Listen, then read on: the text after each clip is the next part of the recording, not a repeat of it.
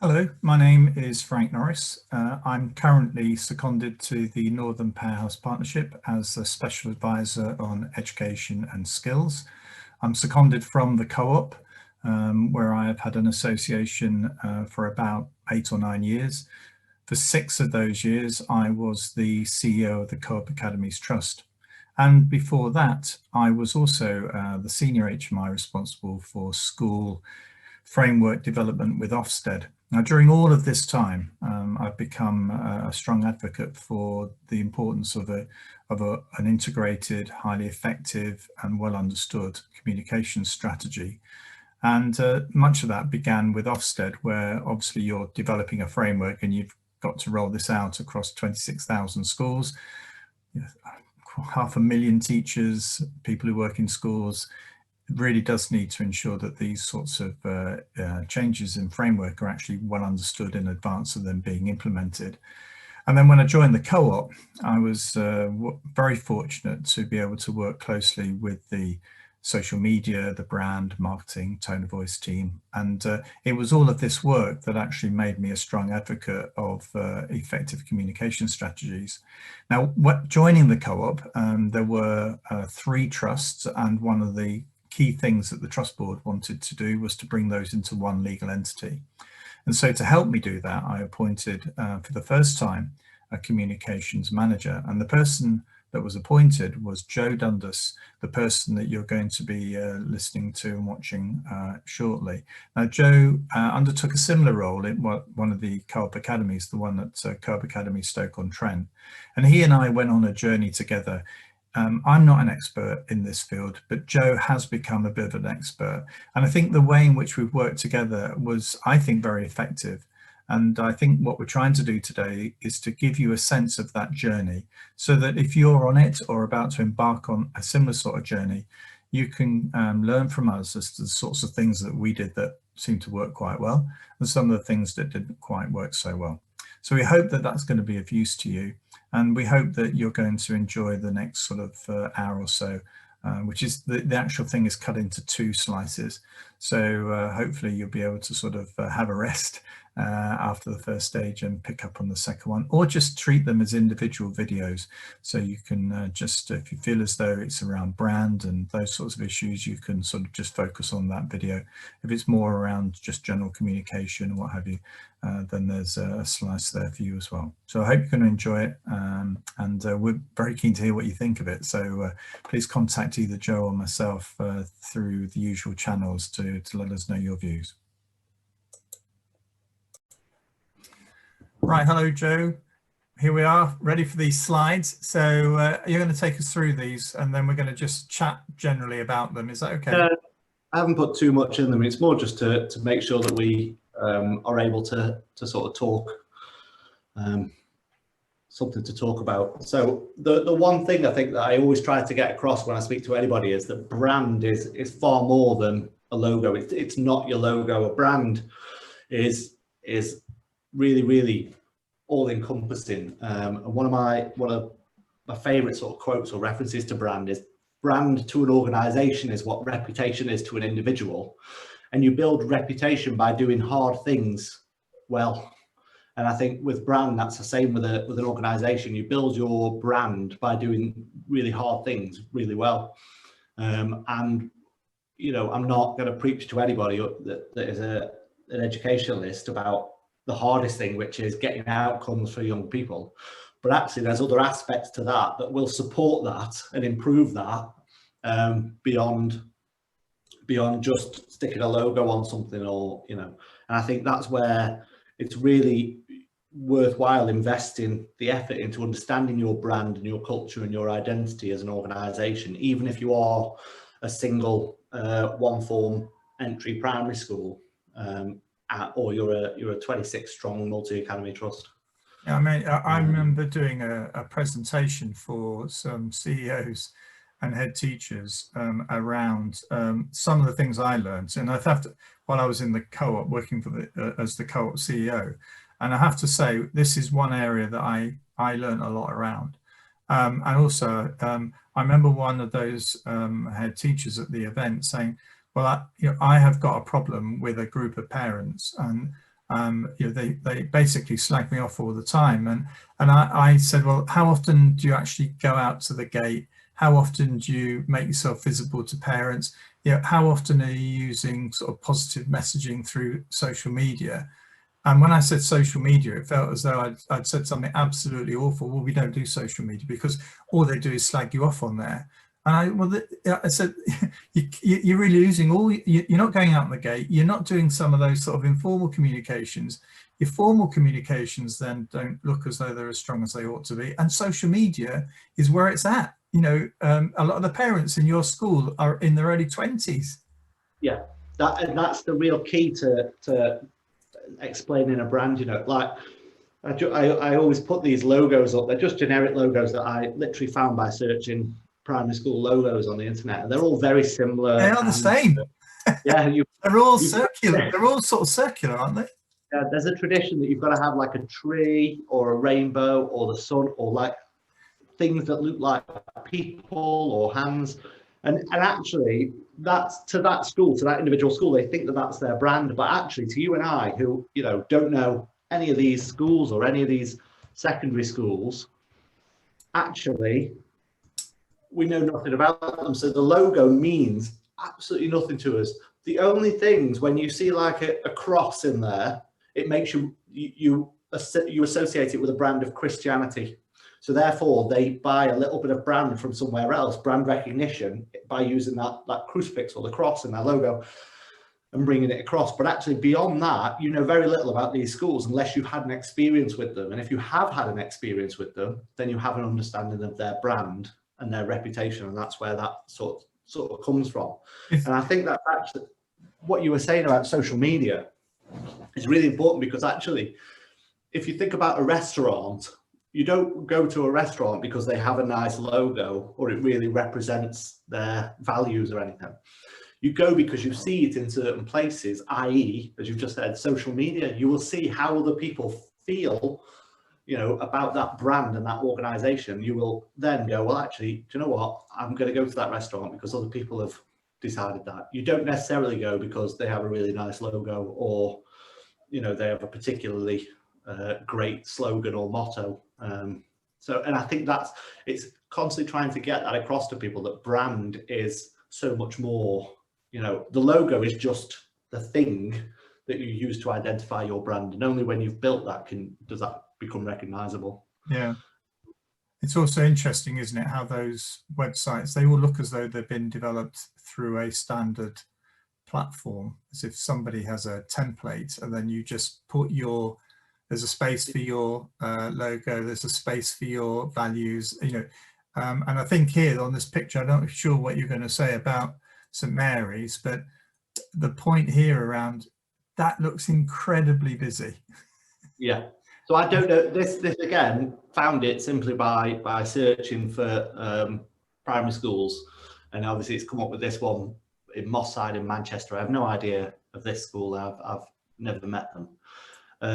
But what the key bit of this is, it's actually your website. What they've designed here is a website that looks very pretty and has lots of pencils and colours and represents a primary school. But actually, as a user, when you go on it, it's really, really busy, and I don't know what to do, where to go. There's a lot of options down the left-hand side. And again, that's sort of like the restaurant situation, that if you went onto a restaurant's website and you wanted to book a table, but it gave you all these different tabs down the left-hand side that were about where they source their fish from or how you can, purchase their cutlery or anything, it becomes a distraction. But some of them, though, some schools, particularly, some schools are driven by the desire or the need to satisfy an Ofsted inspector doing a preliminary, doing their preliminary work on an inspection. So that sort of like, in effect, sort of clouded the issue a bit, that there's a requirement to have it, so we've got to put it on so that we lob it all into this one section. I don't know how you managed to resolve that in the co-op. It's really hard to resolve that, and also resolve competing priorities amongst colleagues. So you hear a lot in schools that people will say, oh, this needs to go on the website in a really prominent place. It needs to, really prominent. And And actually a prominent place to people is always, oh, it must go on the homepage then, or on a menu, or have its own tab, or things like that. And actually a prominent place is in the right place. And that's the same with Ofsted. You know, the way that Ofsted will use your website is they will go looking for things, and if they are in the right place and it's structured appropriately, then your user journey through that website will be completely appropriate for an Ofsted inspector, as it will for anybody else. The first thing that you notice on this is there's no search functionality immediately. Like, it's very much, you've almost got to go stabbing in the dark and guessing where something might be. And I wouldn't be able to tell you if I was looking for a pupil premium statement. I think some of archives, assemblies, attendance, blogs, we're only at the G's there on the pencils. So that could go on for ages. And as an Ofsted inspector, all I'm looking for is your pupil premium statement. So what we did with our websites, previous to where we are now, we had sort of individual standalone sites that were all designed in the same way, but used very differently. And there was no one sort of user journey. And actually, we'd never even spoke about users up to a certain point. We'd never understood that actually the website isn't for me and you. It's for parents primarily. But actually there is other people, there is Ofsted that use it, there is local organisations, community partners that will use it, there are governors, there are potential governors, potential parents, all sorts of people. So we started to map out those user journeys. So you map out, actually, if I'm an Ofsted inspector, then I'm going onto the website, what am I looking for? And then when you take them to the first thing that you think an Ofsted inspector will be looking for, everything else sits around it, actually. So it makes their user journey really, really simple. Yeah, I think that's a really important point. Basically, just to promote this view that not everything should be done for Ofsted inspectors, but actually, forget, even if it's not an Ofsted inspector, if you are looking for something, if you can find that in a couple of clicks, you just go, oh, well, that's quite good, isn't it? Whereas if you're the Ofsted inspector and you've got half a day to do your prepping, and suddenly you've got to go ferreting around down these pencils to find one policy that actually is in PDF or something, and is, you know, 100%. And not just that though, but you found the pupil premium statement, but it's the one from 3 years ago. So you've got to go looking again to find the one from this year. No, that's the one from last year. So where's the one from this year? Where would that? Because it's not well looked after in a sense. And that's where we were at. So this isn't preaching. You know, we were at that point where we've got multiple websites with lots of content that we didn't know where it was and what it was doing. You're absolutely right. The one thing that I always say to schools is you don't design your website for an Ofsted inspector. You design your website for a parent, and then an Ofsted inspector will quite easily be able to use it because they'll follow a very similar journey to the parent. Because if a parent goes on there looking for your pupil premium statement, it's the same as an Ofsted inspector looking for your pupil premium statement. So they're gonna find it in the same place. Yeah. But when we actually spoke to parents, we found that there's really only 2 or 3 pages that they ever really cared about. I remember you saying one of those was holidays. Yeah, term dates and holidays. They just wanted to know when, but they wanted to see them all together so that they can book a holiday, basically, rather than in some sort of calendar form or list form. And there's never been a perfect way to do that, to display term dates with all the events in for parents. So I can't say that anybody's solved that yet, but we're having a go. Yeah, there was term dates, there was uniform, and things like they wanted to parent pay and pay for trips and things like that. So all they wanted was basically information. And I always say no parent is ever going on your website, and I hope people, you know, who see this are also parents and nod along. No parents going on your website just for a browse, just for a look around to see what's going on. They're going on for a reason. We all do it. We go on the school website for a reason. So you've got to make that reason as accessible as possible. So if they are going on for the term dates, you've got to make it as prominent and as easy to get there as possible. But the thing that I always try to get across to school staff is we see this as a website. We see this desktop version of a website, but actually about 95+% of parents actually see it on a mobile phone. They don't see it on a desktop. And if you think about schools in your region or within your multi-academy trust or your parents, and you think, well, actually, where do they sit in the sort of in terms of demographics? Are they the type of people that have the most modern new smartphone? Are they people that have an average-ish smartphone? And actually, how much data do they have on these phones and things like that? So when we designed our website, one of the big things that we wanted to do was make it so that there wasn't much data being used when they went on the website. Things load really quickly for them, and they don't end up having, you know, going over their limit on data because they're having to open a load of 20 megabyte PDFs every couple of days. Yeah. So yeah, it was. When you did had your discussions with the schools in the trust at the time, were they familiar with these sorts of issues, you know, or were they actually, you know, because some of the websites look quite impressive, to be honest, but they were, you know, and also the analytics behind it, were they analyzing who was using it, how often they were using it, how often they were returning? No, I think they'd all admit at that time the idea was they wanted a website that looked really nice. They wanted, it was almost a marketing tool that would make the school look better. And that was, again, when we go back to talking about brand and this being part of that brand, that was their idea, that because the website looked pretty and had, in this case, I absolutely love this website when I found it, because it has a bunny rabbit that bounces over the screen, Hare Hills Primary School. So they want things like that because that to them fits their idea of a brand. But actually, as a parent, experience is far more important. But it was really hard to get that across to the head teachers. I've got to say that was almost impossible to get that across, because they didn't want to believe that parents don't just visit the website for. Do you remember, Joe? We had somebody who made a very impassioned speech about having to have, I think it was a certain section for their head teacher letters, and that needed to go really high up. And I remember, I'm not saying it was a sort of a put down, but it was one of those moments where I thought, oh, well done, Joe. Because you said, well, how many people have actually looked at your letter, you know, in the last month that you have said is so important and you put so prominently on your website? And A, the head teacher, I don't think knew, but B, was shocked when they found out how few. Yes, I think it was something like 5 or 6 parents of the letter had clicked on it. That's the reality of analytics, though. You with Google Analytics or fantastic bits of software like Hotjar, you can actually clearly see how people use your website, and you could build a really big picture.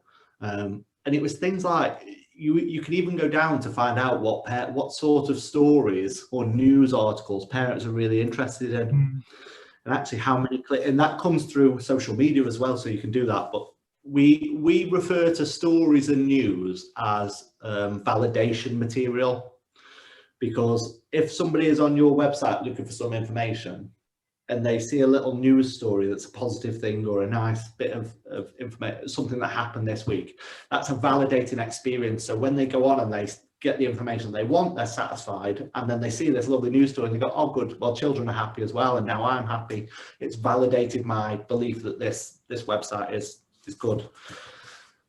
The way to get them to go the other way, so to go onto your website without needing information, is to use, obviously in this case, newsletters, stories, and social media. So the really key thing is, if you want to start building engagement with parents, then you need to have reasons for them to go on your website beyond the more traditional reasons that they will go on to find out the uniform, you know, what day World Book Day is or anything like that. And again, that was a tough sell to try, and newsletters is easy because they would send those out in paper or email the PDF. I would always say never email a PDF or send a PDF in any sense to anyone or with a mobile phone. They're just not responsive. They're appalling. We're trying really hard with our current sort of websites to get rid of a PDF culture. So actually there's no PDFs on there. So all the policies are just text rather than being a PDF, because that's really significant, because I mean, in my former life. I mean, I and even now, you know, I get frustrated with how many, particularly in the policy side, how PDFs sit there as a policy. But I also wasn't aware until you taught me that, or told me about PDFs. You can't, the non-Google, you can't search for them on Google. Yeah. You can't search for them on Google through your website. So you can't search through your website for the content of a PDF. So as if a really bit of important information you've got a search function on your website, it won't read the PDF to find that out. So and they're also, we learned this. Sorry, go on. No, go. We learned through using Hotjar, which is software that gets actual feedback from people on your website, which I never even thought about it, because again, I live in a bubble that is my particular experience. Actually, PDFs, if you've got a Google Translate button on your website, that doesn't work on a PDF. You can't translate the PDF because it's not in a HTML format where they can. So we were finding that the feedback when we put this button on was loads of parents from certain schools going, can you send me this letter in a way that I can translate it, rather than a way that you're popping it on. But I'll come on to sort of all that sort of stuff later, but that PDFs is a really crucial thing, and we're trying to get rid of it now and make things really accessible for people. But it's much better if you can put your newsletter on your website as a bit of, as an actual page, HTML with some images and text. Then you can text that link out to all the parents or email it out on a Friday, and they're going to go on and view the newsletter.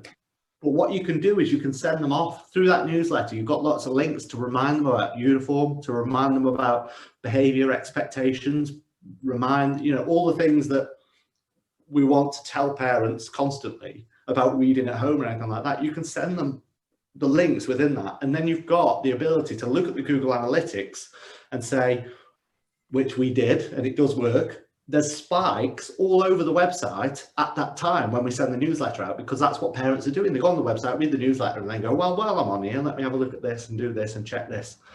And that's way more powerful than giving them a piece of paper on the playground and then them just taking it home, and you never know whether they've read it or engaged with it or listened to it, or, you know. But we often feel as leaders that because we've written down on a piece of paper and did it over, that's job done, and we've communicated that. Whereas what we really need is measurable targets. We need to be able to measure how well we're engaging and how much we're engaging, and improve that.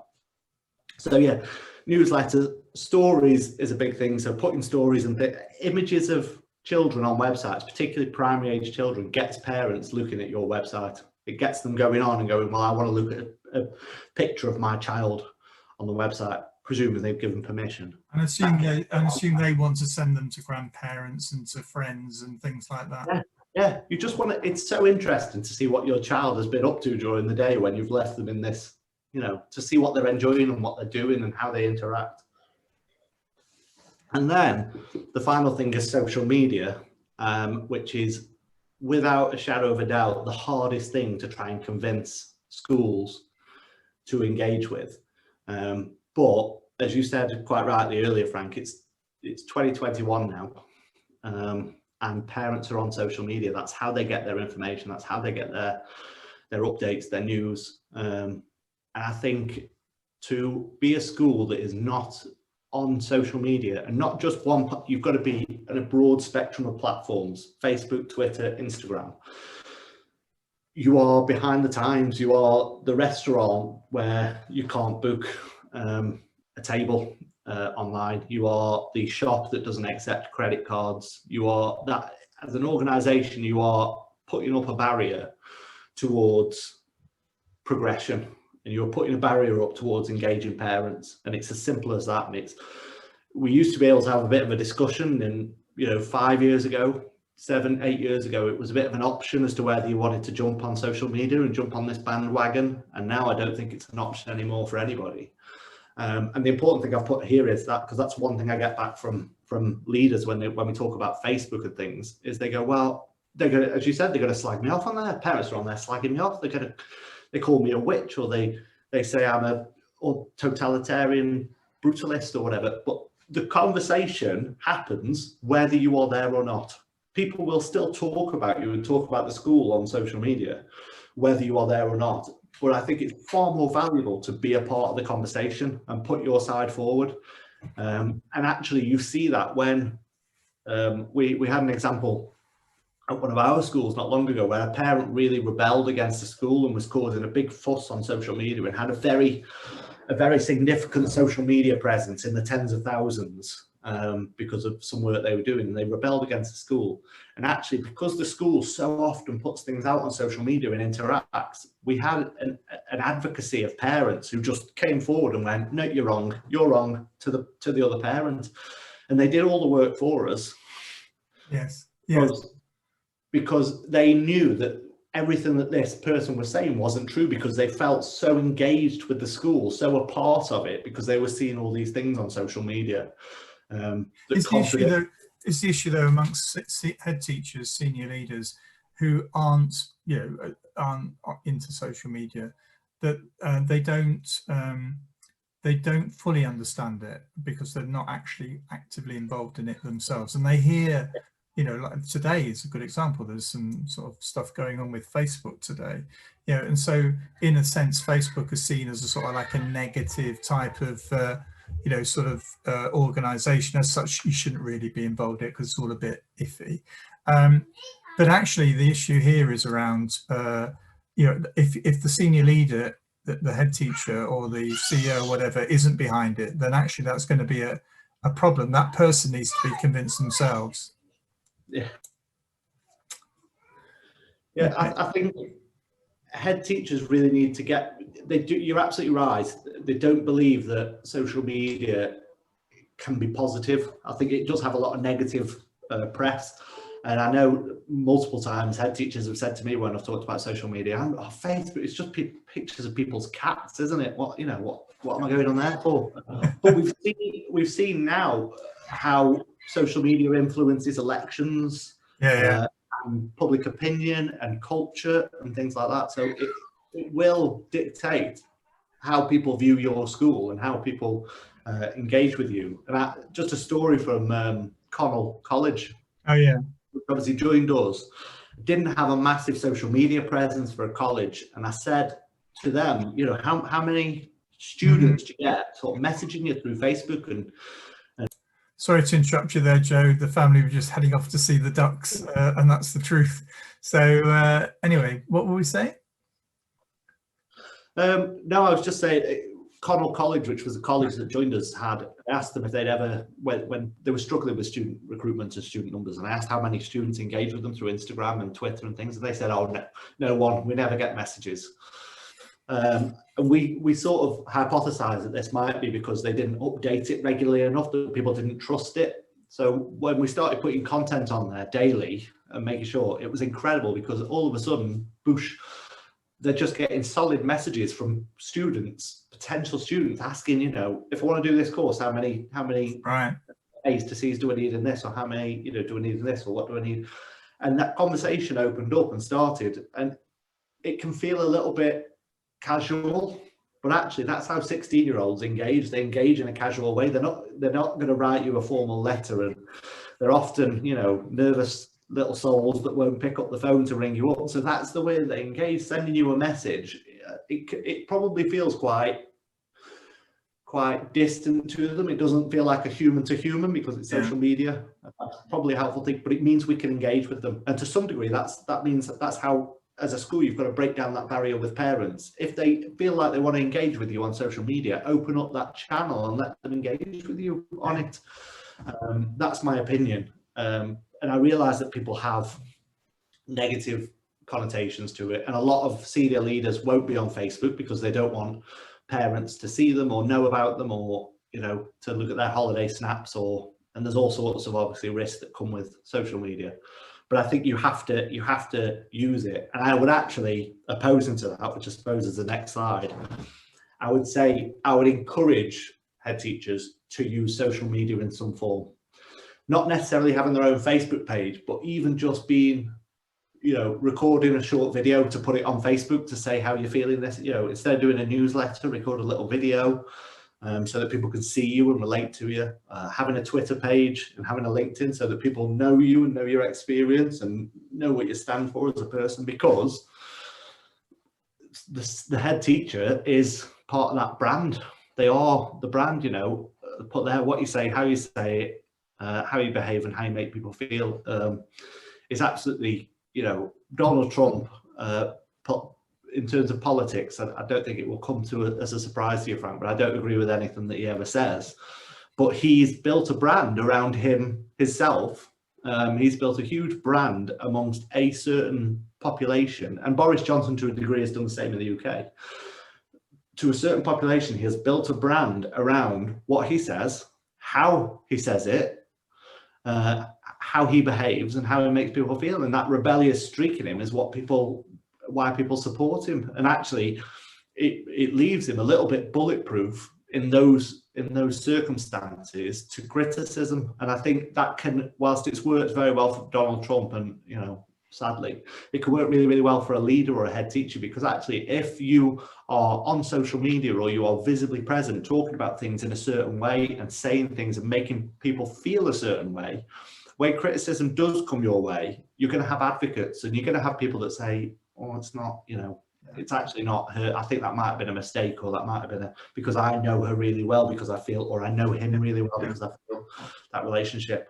And I always talk about a dripping tap, and I've probably stolen this from others, but if you imagine you've got a dripping tap with a bucket, and there's just everything that you do in terms of your brand and your reputation for your school and for yourself is a drip in the bucket. And when there's a hole in the bucket, the more you've invested, the more drips you've got in that bucket, the longer you've got, you know, metaphorically speaking, to seal that hole. But if you've not got very much in the bucket to begin with, as soon as that hole comes, you're going to lose everything you've ever put in, and it's going to take a while to fill it up again. So, and that's the same with brand, you know, the more that you've put into the effort of communicating and engaging and being visible and doing it in the right way and making people feel a certain way, when criticism does come your way or something happens, and we all make mistakes and we all make, you know, the wrong decisions. And when you look online, you'll see head teachers that sent letters out criticizing parents from certain communities for COVID, or they've sent letters out banning running on the playground. And because in the heat of the moment, you could often think, hang on, this is a good thing that I'm doing, this is the right decision that I'm about to make, send the letter out, and then you make a mistake. But actually, if the parents know you and they have a relationship, or feel that they have a relationship with you already, then they're going to forgive you a lot quicker if you've got a lot of water in your bucket, basically. And that's why I'd say you've absolutely got to invest in your own brand and make sure that people see you and use social media to that. I think also what I found was that because in a sense, I had a sort of sense of myself and what I was about, what I stood for, there was, without realizing, I was conveying a sort of fairly consistent message, I hope. So when a big issue came, there wasn't the same level of surprise about the decision that was made, because in effect you'd led people to that, because they got a sense of you'd taken them on the journey. The worst thing here is if you don't engage and actually you don't get a big decision, you then got to send out a big communication, suddenly it comes like a bolt out of the blue, you know, and you think, oh, what, you know, as opposed to people saying, well, okay, well, in a way, a good answer is, well, I knew he'd do that, or I knew she'd do that. Actually, that's pretty good, you know, in effect, because there's a sense of understanding where that person's coming from, not agreeing with it, but I understand their position. Exactly that. The good example of that is when schools ban mobile phones. If you send a letter out, you know, really cold. Hang on, we're losing my light. Yeah. If you send a letter out really cold to parents and just go, I've made the decision that no child is going to be allowed their mobile phone on school premises from now on, you're going to get a backlash unless you've been putting, you know, drips into that bucket. And I think the drips into that bucket are letting people know how you feel about mobile phones in the first. As a new head teacher, you know, often they want to come in and revolutionize and change it. Well, this is the way I'm going to do it. But you do have to slowly edge into that. And I think that's right. And then parents will know, well, that head teacher really cares about the mental health of young people. That head teacher really cares about the impact of social media and smartphones and things like that on young people. They care about screen time. they care about cyberbullying, they care about all this sort of stuff. So actually, when they know you and know you as a person and know you as a brand, you send out that letter that says, I'm making a decision to ban mobile phones. Parents go, well, actually, that's not a surprise because they believe in that. That's them. And I actually agree with it. If they believe in it, then, you know, that's the right thing to do. And not just to go cold, well, this is why I'm doing it. And you have to be, that's a really key part that you just said, Frank, is you have to be patient in making that call as well. I think sometimes you know where you want to be, but you have to do it slowly to get the engagement beforehand. Yeah. I agree. I mean, I often think some of the decisions I made were on the basis, am I at the point where I need to make that decision? Now, I know that's not about delaying things, but actually is there some preparatory work we can do in effect, because I think I've made the decision, but do I actually need to make it today? Do I need to declare it today? Yes. Yeah. Is there something I could put in? Is there a little bit of communication I could put in place before this letter, or I communicate this important decision? Yeah, 100%. Totally agree with that. Yeah. I don't know whether that's a good place to stop before we go on to communication. I think that's a good place to stop in terms of brand. Okay, let's do that. Okay, we're moving now on to a new section.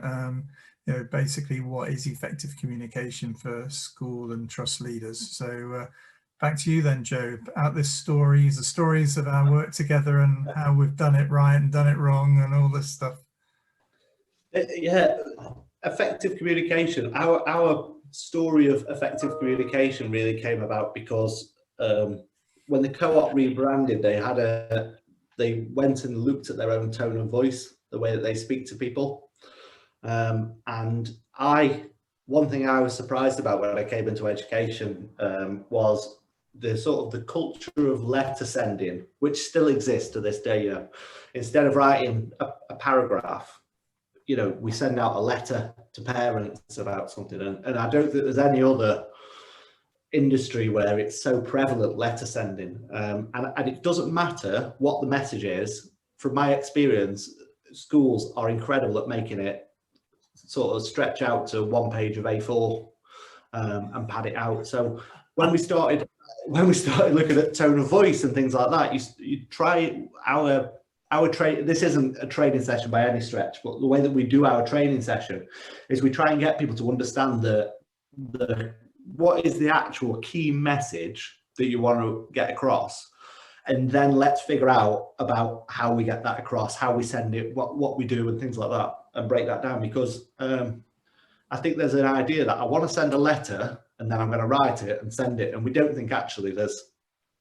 a balance to be found there in any of that. So that's where we came into it, and I always use these images in my in the training sessions because I think they're absolutely brilliant. This is a sign in London that was obviously put up for a reason. Somebody has written that sign out and sign made it, but as a driver, I don't think anybody really knows what they're supposed to do with it. And I think that's when you get a sign designed by consultation, where lots of people have had lots of say. It needs to say pedestrian casualty reduction signal timings experiment, but nobody knows what to do with it. And I think often communications can be very similar from schools. We send out the message, but we don't actually know what we want people to do with it. And I really enjoy this because that road looks really fast to me. Yeah. I can't imagine anybody driving down there has got time to read and understand that, or write down the numbers at the bottom to look up the actual particular bit of code. And then my favorite, and I'll get onto why I love this, is this one.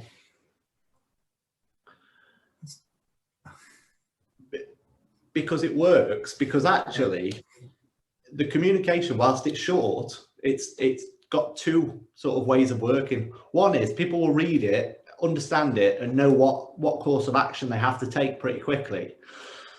But as an alternative, if they don't read it, it works in two dimensions, because if they're not reading it, it's going to hit them on the head. So they're going to hear it before they crash into that bridge. And I think that's a really good example of a bit of communication. Isn't there there is a bit of suppose particularly for the communities that you're serving, if you're serving a sort of fairly well-educated community, there's a sense that you need to sort of play to that audience, you know, with the language that you use and what have you, which I think is part of it. I get that, but actually even there you can get to a point where there's so much jargon used, there's in effect, you know, very long messages, over long messages, you know, which actually sort of just, with people that are probably very busy, you know, just can't cope with that, you know, and even that, but you feel as though you've got to do it because it proves that you're well educated. You know, it's like when I see the head teachers that have got various qualifications after them going for about, I don't know, half a mile. Yeah, well, why? What, you know, actually, what does that mean to the layman though? What does that mean to somebody off the street who sees all these different letters afterwards? It doesn't actually mean anything. All. Yeah. You're absolutely right. There's also with teachers, for years we've taught students to write a certain way with English and to use prepositions and to not start sentences with and pretty much my tone of voice training rips that all up and says actually don't follow any of those rules, because English language and English literature is very, very good for teaching you traditional English and the way that you should write in a formal sort of way, and it's certainly academic writing. But actually, in terms of tone of voice, my advice and my sort of work with people is to try and get rid of that unhuman element, the robotic sort of. So with tone of voice, we always say it's the language that we use to communicate, which helps people understand the meaning behind the things we say. So not just the things we say, but the meaning. Shows that humans are communicating, which I think again is something that we really want people to understand. They're not communicating with an academy; they're communicating with a human. And when it's consistent, people, you know, they trust us. So when you think about your tone of voice and how to be effective in your communication, it's exactly what you've just said, which is who is the actual audience? Students, parents, colleagues, doesn't really matter, but are they busy?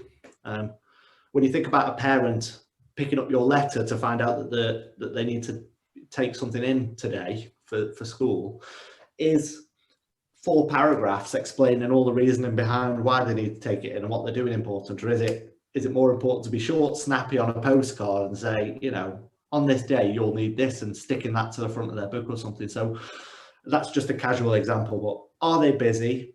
What's their reading age? The average reading age in the UK is 9. So you have to look at your parents and say, are my parents above average, or below average readers? They're probably, in every school, they're probably the full range. Correct. I have to say, Joe, one of the things when, and I've mentioned this before, and to head teachers, and they've gone, oh, but you're really just playing down, aren't you? You've got low expectations in terms of, you know, we should be using these communications to, you know, increase engagement and whatever, but actually the point here is, I found, trying to reduce the complexity of the communication strengthen the communication. So it wasn't the fact that we were adjusting it to make sure that only a 9-year-old could read it. We were actually making it snappier and sharper, and less. It doesn't mean you can't, it doesn't mean you can't take the punch away from something or the meaning. No. It just means that you don't need long, complex sentences. I saw a letter from a head teacher the other day on social media that had pursuant in it. And you think, well, how many people use that word on such a basis that they would understand how that relates to, you know, anything else? And that's the key. That social media thing is, where do they actually get their information? Where do parents? What other times do parents get long letters about a subject? You know, or do they more traditionally get their information from tabloids, gossip sites, WhatsApp, social media, things like that. If they get that, then it's written in a certain way, and they're more exposed to that language and are more likely to understand it. And also a big key for me is EAL, is English their first language? So this is just an example, Frank, but I won't go into it, but basically you can say the same thing, which is this and that, and they can come out using something called the Hemingway app. The Hemingway app is really, really good for putting in your text or what you want to send, and it finds all the complex sentences and gives you a little bit of advice on what you should remove and what you should shift. And obviously the first paragraph here about capital came out at a grade 10, but you can see from the red marks at the bottom that there's quite a few complex sentences that would be difficult for people to understand. So what we try to aim for as an organisation is we try to aim for between a grade 6 and a grade 8 with our communications. Grade 6 is ideal, but sometimes you need to say things that end up being a grade 8 because they have slightly more complex things in, because you can't avoid it. But the same information has been put there in slightly less complex sentences and comes out as a grade 8. And I would recommend to anybody that is communicating with people to just use the Hemingway app, because it will tell you when you're using the passive voice, because I think it's a big thing. We tend to, as communicators, there's a couple of things that we do, but we tend to talk in the passive voice when we're trying to get across negative information that we don't want to take ownership of. And we also place the responsibility of that on the school or the academy. So when it's negative news, we say the academy has made the decision to. Yeah. But when it's good news, you say, I've decided. And some of those things just help. So that's one thing, that's a sort of top tip. And the famous quote, if I'd have had more time, I would have written a shorter letter. It's really, really hard actually to write short. And in the training, Twitter helps you though. Help. Yeah, because you have to look. I've only got so many characters. I mean, like I remember working in the early days of Ofsted, where I had in those days, in the mid 90s, reports were 100 pages long, and I remember a really experienced HMI, Geoffrey Hearnshaw, who some loved and some didn't, but he was one of these really pedantic reviewers. And he said, why do you keep using the word that? Because he said basically that you don't need to use the word that. And all the training I had while with Ofsted, sort of where they were trying to make the reports much sharper and much, all of that makes you really look again at how you construct your letters, to the point, and I'm not the greatest advocate. I mean, you were always telling me that my letters, and they were, my newsletters were always very long. But the thing is that if you want to do this, then you need to really think carefully about what are redundant words now. And I find now when I review my writing, the words I can cut out. I can cut out paragraphs because they don't really say that much, So I think this is absolutely right. It's really difficult to cull it and sort of make those things a lot shorter. We do something where we get, in the training sessions that we run, we get a really, really complex sort of letter, and we ask the attendees to write it as a haiku. So it's just 3 lines, 5 syllables, 7 syllables, 5 syllables. But what that does is it makes them focus. And I'm not saying that you should write letters to parents as haikus, but it makes you focus on the content that is most important. And then you can build it. Well, actually, it turns out that paragraph that I've put all that effort into, I don't need it because I've explained it. Yeah. And then you almost realize, well, actually, this could be a tweet. It doesn't need to be a letter. Actually, that's an important point, because we could easily have, like, we're just doing this as a chat today, because we want to make it available to everybody. We could have done this in a variety of formats. What we've chosen to do today is to use this in a way so that as many people as possible can have free access to this. This isn't just for schools in particular towns or for what have you. So in a way, I think you're absolutely right. I think when people are considering how they can do it, they must also remember that they're writing for future parents, for people in their community. Would the letter actually be better if I just set it to a camera and put it on YouTube? Yes. So much more engaging when you think, and there are questions about accessibility, how many people will be able to see it and things like that. But there's no harm in doing things in multiple ways. Yes. Put it on YouTube, send it out as a text, put it as a letter. Reference that you've done it in Twitter. Put perhaps a little quote of you talking on Twitter. Yeah. We see that it's really popular these days. I don't know how many you see, but I seem to see a lot on social media. You see a snippet of a TV show that you've never watched. No. And they give you a minute and you get the sense of the TV show and the person, and it draws you into wanting to find out more about and watch that show. And it might be a chat between two people. I know that the Graham Norton show is really good at it. They'll show a tiny clip of and that's how they use social media. And there's no reason why schools can't do that. Draw parents in with a little snippet, a little sentence or a chat or 1 minute to the camera. And it's really powerful. And now you don't need editing software. You don't need a £3,000 camera. You can get a mobile phone or an iPad. You can record it, and it can be on YouTube within seconds. Yeah. And it doesn't have to be public. You can just literally, as I'm sure we will with this, you can just share a link so that people can watch it, and it doesn't end up in a position where lots of people are sharing it and seeing it who don't need it. So I've sort of touched on that. This is one of my favorite sentences that I see absolutely everywhere. I saw one today when I went to get some lunch in the village, and I saw a sign that said, please maintain your social distance. What happens to just keep apart or stay apart or the phrase social distance, please maintain your social distance, is bizarre. But this one for years has really frustrated me, which is, we would like to apologise for any inconvenience this may have caused you. So we're only apologising if it's inconvenienced you. We are not apologising if it hasn't. I want to make that very clear. It's just bizarre.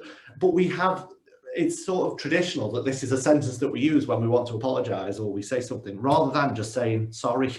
Just going, sorry, hands up, made a mistake, sorry. Because actually, reverse it. Imagine if, I always, with tone of voice, I always say, what would you say on the phone to somebody? Imagine you're talking on the phone to a colleague. When you're writing a letter, imagine you're on the phone to a parent, how would you say it? Yeah. I can't imagine for 1 minute in a school that if a child did something wrong and they were sent to your office and they came in and said, well, I would like to apologise for any inconvenience this has caused you, you'd think, well, you sarcastic little so-and-so, say sorry.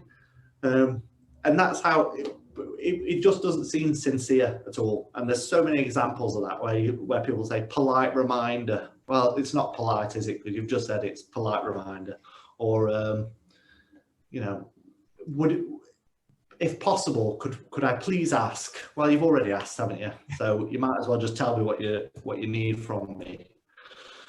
So there's those two. So the way you define those is it formal language. That's a very formal way of saying things, and that's very conversational. And as I said, I would always say head for conversational language when you are writing to anybody.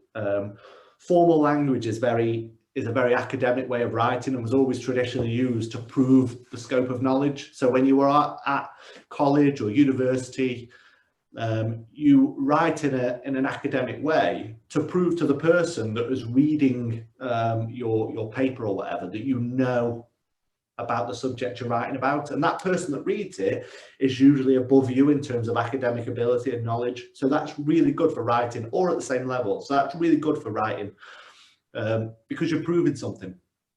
Conversational language is far better at getting somebody to understand what's being said. So when we go back to those two examples, I'm writing to know that I've caused you an inconvenience. I'm proving my scope of knowledge, but here I'm writing to make you understand that I'm sorry. Yeah. And it works in so many different ways. So formal language is wrong in this scenario because it's not trustworthy, because it comes across as if you know more than the person that's reading. There is a touch of arrogance about it, isn't there? Yeah, it could come across as a bit, I'm going to write like this and I'm going to confuse you with jargon and big sentences. It's really hard to read quickly. When we go back to what we said before, you know, our parents or our colleagues or our students, are they busy? And if they are busy, how do we get it across to them quickly? You know, formal language just makes people go, I'm confused. Oh, and the really key thing that I always say to leaders is absolutely nobody that works for you in your school is going to come to you and tell you that your emails don't make sense. They are not going to do it because you are the leader. I've done it with you, Frank. You always used to say, you write like the Daily Telegraph and I'm the Daily Mail, I think was the opposing one. But we had that relationship where I was able to come and say, well, I think let's twist this and move this and things. But in school, it's not an environment that makes people think, I'm going to go to the head teacher and tell them to rephrase that email, because it's gone at that point. It's been sent. So I think the way that you use that, the language that is to do things like that. Pick up the phone and pretend, right, I'm going to pretend that I'm talking to somebody on the phone. Would I say, you know, you can procure the uniform from the main reception? No, I'd say you can buy it from reception. That's what I'd say on the phone. So that's what I'm going to write in a sentence. And language has developed. That's the biggest thing that I would say, going back to the English language and English literature and how we teach children to write, you know, with prepositions and things like that. Language has changed, and the way that people digest it has changed. And most content that you see online and on WhatsApp and in text, it isn't formal language anymore. It isn't that way. It's short sentences, it's conversational, and it's usually direct and straight to the point. And then going back to a previous point, I don't know if you speak Spanish, Frank. No, no, I don't either. But this phrase, if you stick it onto Google Translate, it means a lot of noise and no walnuts. Not being a Spanish speaker and translating that, I don't really get what that means.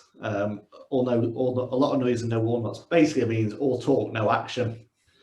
But that's a really key thing that I would say, that if you are writing for a community that has English as an additional language, idioms do not translate and do not make sense. And I've got a wonderful example from a Ghanaian parent turned up at the school wanting to have an argument with the head teacher because he said that they really stretch students, and she thought that meant that they literally stick them on a torture rack and stretch them.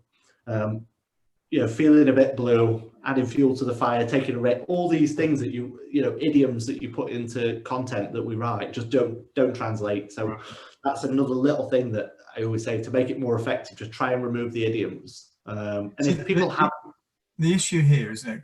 I don't know if we've covered that. Because this is totally unscripted. So I hope I'm not shooting down a further slide. But that point, though, makes it important for every single member of staff to be aware of what the tone of voice is for each school and for each trust.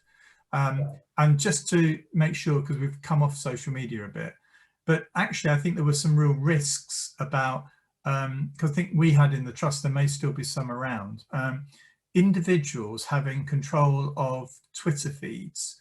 Like it might be Frank Norris Academy, Year 6. Yeah. And actually they were, in effect, you know, I as the teacher in Frank Norris Academy, Year 6, were tweeting stuff about kids or whatever it may be that we're doing. We're on some summer camp or something. Yeah. But actually, I think the co-op drew attention to that because of the fact that that presents real risks in terms of you're not in control of that Twitter feed. So you could find as a head teacher that Frank Norris had actually said something which is completely out of they didn't mean it. It was a mistake. Yeah. I used an idiom that I didn't mean to. Yes. But actually, that meant, therefore, that there was no real oversight over the social media emanating from that academy. There's a couple of classic really bad examples. One is where somebody forgot to switch their account, and they tweeted Piers Morgan calling him a fascist from a primary school account, which then the head teacher had to go and apologise and say, oh, we really got this wrong. And there was one more recently where it was a physics department of a school. I'm not going to name them, but I'm sure it's on Google. It was the physics department of a school, their Twitter account, and they forgot to switch to their personal account at that point, and they tweeted something rather negative about Black Lives Matter and taking the knee, and it caused quite a furore in the community, and they actually had a petition against that particular individual and the school, and it went quite far. And that you're absolutely right, there's massive risks to having these just getting tweets there. Sorry. There's massive risk to schools who have all of these different accounts. Staff could leave, and they take this account with them, or it just sits there idle doing nothing. There's the safeguarding risks. You see a lot of PE accounts from schools taking pictures of football matches. How do we know that they have permission to photograph that child that's on the the opposing team, from the other school? There's just so much risk that comes with it, and the co-op were absolutely right to point it out to us that we'd got a lot of these accounts because we didn't know that they existed, and we did a good job at getting them shut down. So really, the advice is don't do that. Have one school Twitter feed, and everything is flowing through that. One school Facebook account.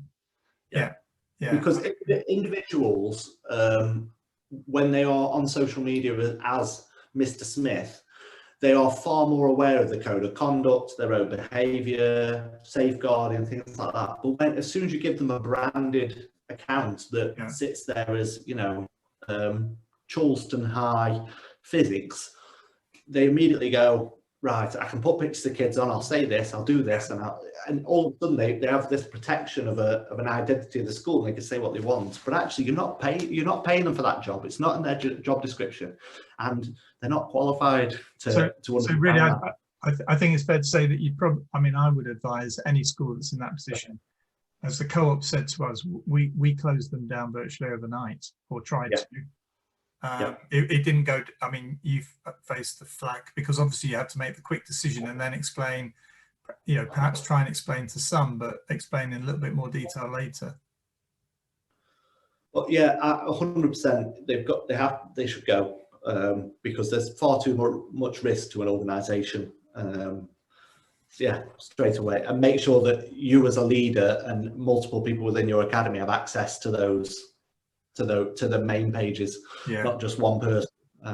Massive. I suppose the other thing is just make sure that all of this around tone of voice and social media, that your policies for staff are absolutely watertight, because I think the work I did as a CEO, I think I was talking to some of the trade unions who I met sort of 4 or 5 times a year formally, was that they were saying the vast majority of their work with members is around, at the time, this was pre-COVID, was around issues around social media. Often when they were off premises, they were tweeting stuff about school without realizing the fact that it sat on their own site. That they tweeted about it as an individual. They were completely shot down because they were in breach of the schools and the trust's social media policy. There's been, again, chatting to HR colleagues, there's been so many examples, luckily not in our trust because we got rid of this, but lots of examples outside where staff members have been disciplined for what they've put on social media, and they've come back and said, listen, this was a school account. I was asked by the head teacher to do it. Actually, it was outside of my job description. I wasn't trained to do it, and I was just asked to run a social media page for my class or my subject. So you can't you know, you can't have a go at me for doing something that I wasn't qualified to do and I've never agreed to do, and things like that. So it leaves you in a very precarious position. I would absolutely agree. And go back to it, yeah, tone of voice. You want your brand to be consistent. So having 5, 6, 7 different people running your social media channels where quality and consistency can't be managed is a danger to your brand. And one bad comment or one poorly thought out tweet or anything like that is really, we see that with the government. You know, when MPs go rogue and say something on behalf of the party, it really impacts on the government as a whole, regardless of what you think about the government. It really impacts on the government as a whole. It chips away at their credibility because they've got members of parliament saying things that aren't government policy, but come across as that because they're sitting under this one brand, one banner sort of thing. So yeah, that's that. And so with everything I've just said about tone of voice, the one argument that comes back is it's not very professional to do it that way. It's not very professional to talk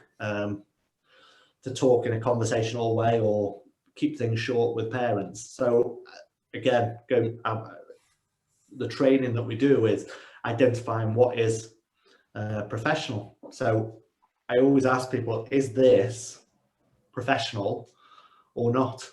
And the vast majority of people come back and go, well, no, it's not very professional because it's not very polite. It's a bit rude. It's a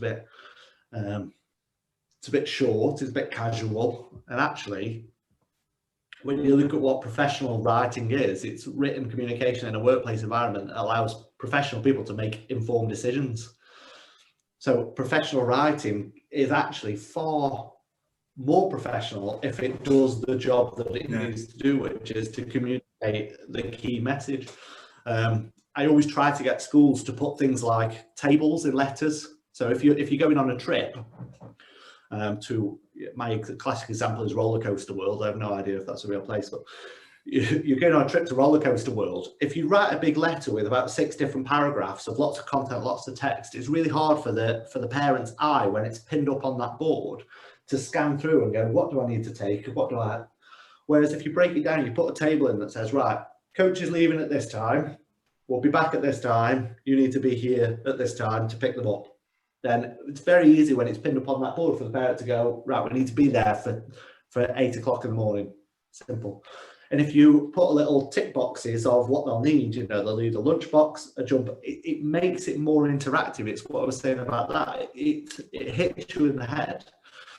With that bit of paper on the wall, they can get a pen and go, I've got that, I've ticked that off, I've got that, and he's got that. Brilliant, let's go, we're off on the trip. Whereas if you put it in the paragraph and you really write around this sort of content, and we've got lots of examples of it, but when you write around that content, it makes it really hard for the person to digest and make an informed decision with what you've written, whether it's, you know, feels professional or not. So my opinion is that is professional because it does what it needs to do. It allows you as a driver of a truck or a lorry or whatever to make an informed decision before you get to that point or afterwards. So sort of summarizing our tone of voice as an organization, what we always say is there's 4 key things that every communication should have. And they of course need dialing up and dialing down at various points, but we always say that it should be honest. So that comes back to taking ownership of things, you know, saying I'm sorry, or I know that this is inconvenient, or I know that this is a massive U-turn on our part, but be honest about that. But also be honest about, you know, the fact that it's a non-negotiable, you know, this is what's happening because I've decided it's happening, and people appreciate that honesty. Being down to earth, and I think another top tip is using contractions, being able to say we'll, you will, rather than we will. It just makes it easier for people to read, and it feels more down to earth when you use it in language. Being caring, you know, if you're asking parents to not send children in with fizzy drinks and sweets, don't send a letter being accusatory and saying, well, you're doing this and you're not thinking about it. Say it from a caring standpoint. Say, listen, we know that the decisions that we make now about healthy eating will have a massive impact in the future on the way that children eat and look after themselves. So we think it's really important to do this now. So we'd like your buy-in, and you show that you're caring. The same with attendance. So I'll give an example. I don't know. I think it has a slightly more caring tone, a more positive tone. Remember, a head teacher of one of the primary schools asked for some support from the comms team at the Co-op, because she was finding that parents were coming with dogs and on a lead, but they were actually fouling the area around the school. So she sent numerous letters out saying, "Will parents please stop fouling the dogs, stop fouling outside the area outside the school?" And the press team looked at it and said, "No, what she needs to say is, thank you for the many parents that bring their dogs on a lead for not fouling near the school." Yeah. And drawing attention to the vast majority of people, so it has a more caring tone, but actually it's highlighting the weakness, It's also social grouping theory. People are more likely to put themselves into the majority. So if you say, "Can everybody stop?" It works with students in schools. Yeah. "Can everybody stop talking?" People go, "Well, if everybody's doing it, I'm in the middle, we're going to carry on." Whereas if you reverse it and say, "Thank you everybody for staying quiet," then they go, "Oh, well, I'm the," and it works with parents as well. I remember the attendance one, where you send a letter to parents and you say, "Listen, attendance is got to get better, and we do not authorize school holidays." And if they feel like they're being shouted at, that destroys your brand, and they feel attacked. Whereas if you go the other way and go, "Listen, 80% attendance means that by the end of their time with us, your child has missed a year of school." Yeah. You're being honest with them.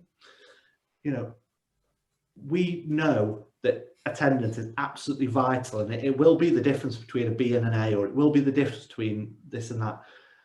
And it's really important to us actually that they come in every single day. You're showing a care in that, you're not having a go at anybody. And then the other thing is confidence.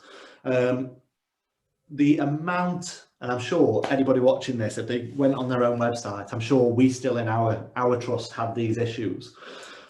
We aim to give every child a good education. We endeavour to do this. We want to do.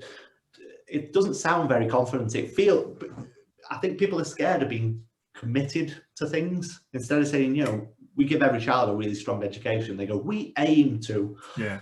Well, actually, it doesn't sound very confident. So get rid of it. We endeavour. We persevere. All those can go. Just say, if you can't say it in a sentence, then don't say it if you're not confident enough. And I think those 4 things need dialing up. If you're writing a disciplinary letter to a colleague to say that we need to have a disciplinary meeting, you're not going to be down to earth. You're not be like, "Hey, Joan, let's get cracking tomorrow on this disciplinary." So you need to turn the down to earth up, and you probably need to maybe turn the caring up and the confident up. And it's all about that. But if you read a communication and they don't have these 4 elements to them, then you're gonna miss the mark. I think you're gonna, if it isn't honest, people won't believe it and won't trust it. If it isn't very down to earth, they're not going to want to take it on board because they're not on your side. If it isn't very caring, they're going to question your motives. And if it isn't very confident, well, if people don't have confidence in a leader, we know where that ends up, unfortunately. So for me, those are 4 elements that are really important to making sure that you have effective communication. And I would advise anybody to explore the way that their academy communicates and try and drill down and find better ways of doing it to engage. And don't be afraid to ask as well. Ask parents, how would you prefer to receive this? And then make it measurable. Does my post on Facebook about this particular issue get more response by sending a letter out, and try and measure things? But also, if they do that analytics, then they may well have to say, actually, that half-termly newsletter needs to go. Yeah. I need to find something else. And the 2 hours they spent trying to construct it, draft it, send it around senior leaders to comment on, well, let's do 4 targeted tweets and try and get it out. Yeah. It's far more effective to send rather than send, in some cases, it will be effective to have a newsletter. If you want something physical to show people that, you know, what you're doing at your academy, that's great. But actually it probably is more effective to have, in certain circumstances, if you've got a good Facebook following, to send out these stories regularly over the course of a month. And another thing that you often hear in schools is, well, we've always done it this way. That is an absolute killer to any conversation, because what can I say then if you've always done it that way? But actually things are changing, and the way that people engage is changing, and you have to move forwards with that, I think. Well, on that note, we'll bring it to a close. Thank you very much, Joe, for your time. And what I'll do is, where on the YouTube video, we'll put links, you know, towards the work of your trust and also to the work that I do. So if anybody wants to communicate with us directly, they know how they can do it. But thank you for your time, Joe, and thank you everybody for watching. Thank you, Frank.